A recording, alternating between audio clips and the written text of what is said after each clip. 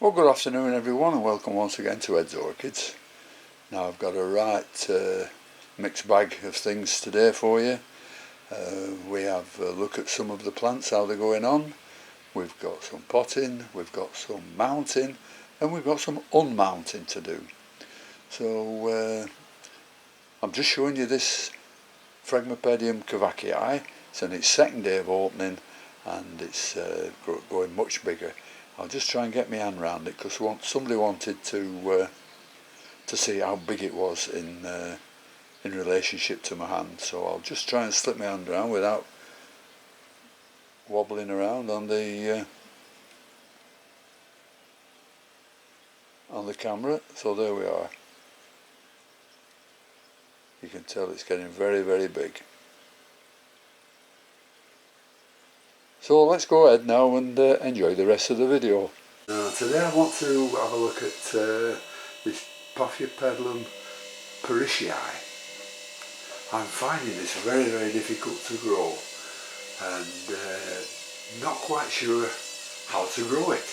You get many conflicting reports on what they should do. Some say it's a very hot growing plant, you know, up into the 90s, down into the 70s at night, up into the 70s during winter, and down to round about the 50s in the winter nights. Others say they are cool to cold growing.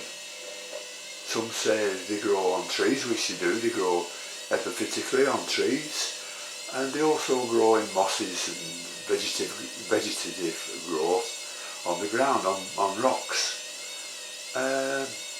Some say you should feed them quite heavily. Others say you shouldn't feed them because when they're in the trees the only thing they get is rainwater. Well, it gets very conflicting. So I've had 2 or 3 of these and I've tried to mount them now, you know, because they grow epiphytically, but they don't seem to be doing so well. So what I'm going to do, I'm going to take this largest one now and I'm going to take it off the mount, and I don't know what the roots are like, if it's got any. It's been on there probably 6-7 months. And then we'll repot it up in a basket.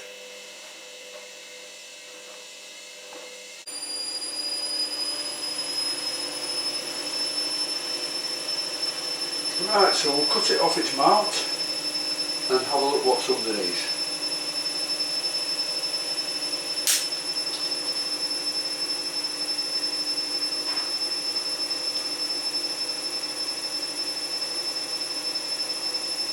Not a lot.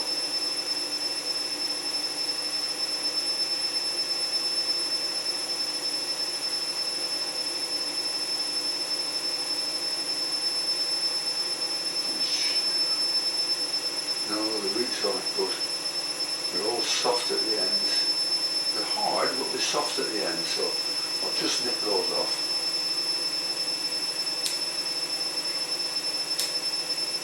That's live, that one.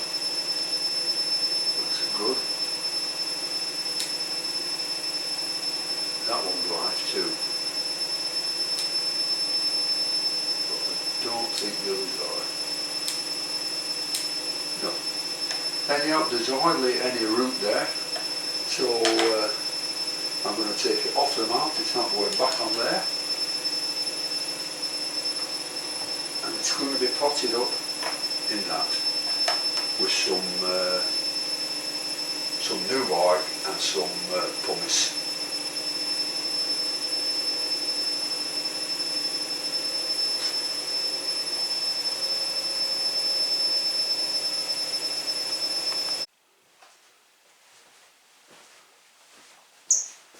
I'll leave the new bark and the pumice, so we'll pot it up in this and see what happens. Can't do any more than that. Looks like I'll have to get some more bark, I think.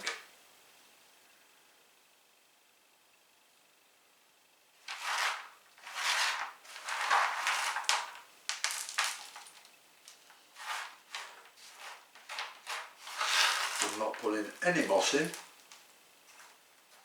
because it had moss around the roots before and didn't do anything. So I can't see why I should put any in now.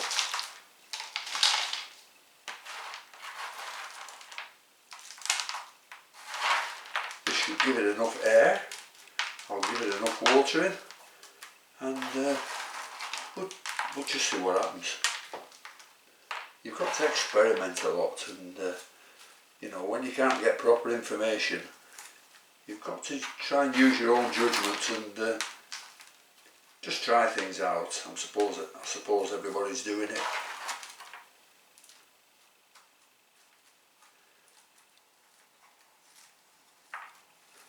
But these are a most beautiful multifloral when they flower. They arch on one spike, and there's 6 or 7 beautiful flowers just hanging down from the spike. Absolutely gorgeous. Look it up on the web, you'll love to see them. So that's Phragmipedium parishii. We'll just see how it does.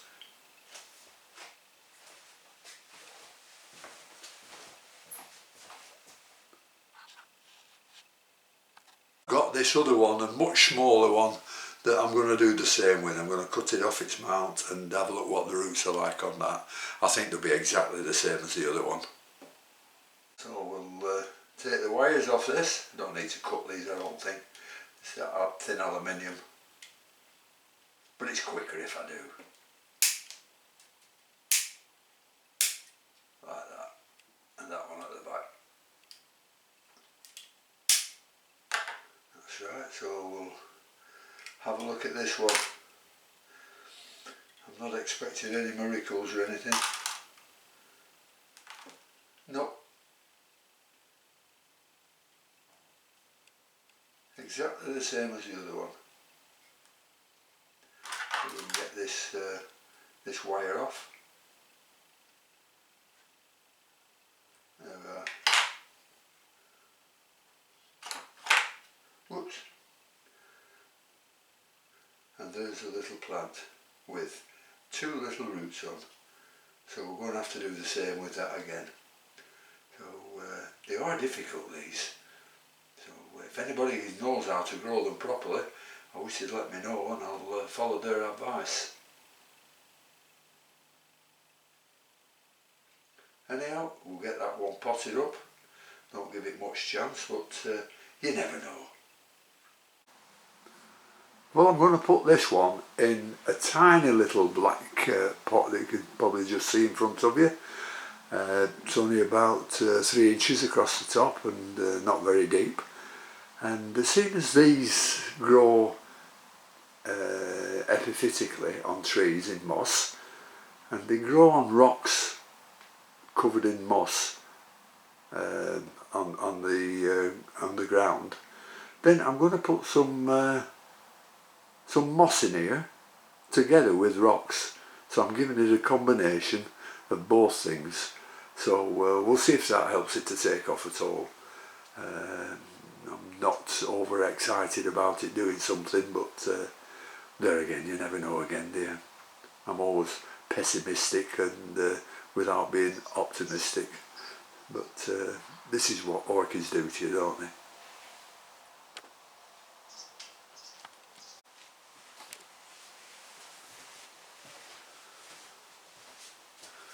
Right, so we've got the little pot. We'll put a little bit of bark in with some rocks. We'll put a little bit of chopped up moss in.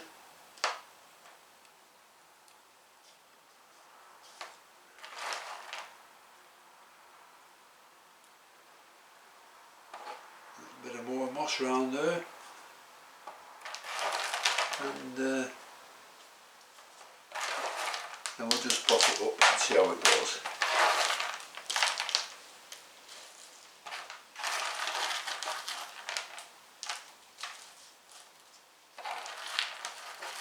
I have had these before. A few years ago I bought one. It cost a lot of money as well, and it had beautiful flowers on it, absolutely gorgeous. But once it had flowered, it started dying off. I couldn't do a thing with it. So I just lost it. So we'll see how this one goes. That's another Phragmipedium parishii. Well, I think we'll just have a look at one or two plants now before mounting the two little vandas. And this is the Laelia goldiana, a long spike on it, and it's just swelling at the end of the spike, ready for forming some buds. So that should be really nice. A beautiful magenta colour these, and absolutely gorgeous flower. Now extinct in the wild, so enjoy these flowers when they come out. Using Laelia perenni, and it's just swollen up and it's just bursting the top of its sheath. So that should grow very rapidly now. And beautiful flower on these, lilac coloured and star shaped. So I'm looking forward to this one. Laelia perenni. Just a quick look at the Phragmipedium farianum coming up very nicely with the spike there in this Lacusa pot.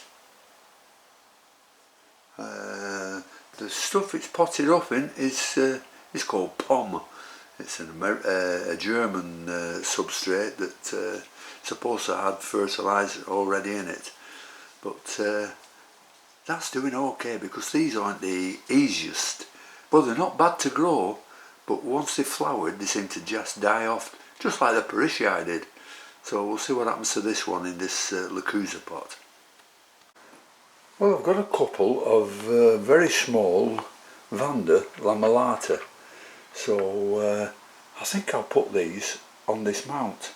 They have been potted up and not doing much, and in fact I've had them growing sort of on horticulture for a long time, but they never did anything. But as I took them out of the horticulture and put them in pots, they've been doing well, and I think they'll do even better when I attach them to this this piece of wood that I've just taken the Parishii off. Well, I've just fastened one on using the holes that were already there, and there are two plants here, but we'll see how they go on here. Now I've got another two holes to drill to fasten the other one on. Doubt I only needed to drill one hole, so we'll just thread the wire through.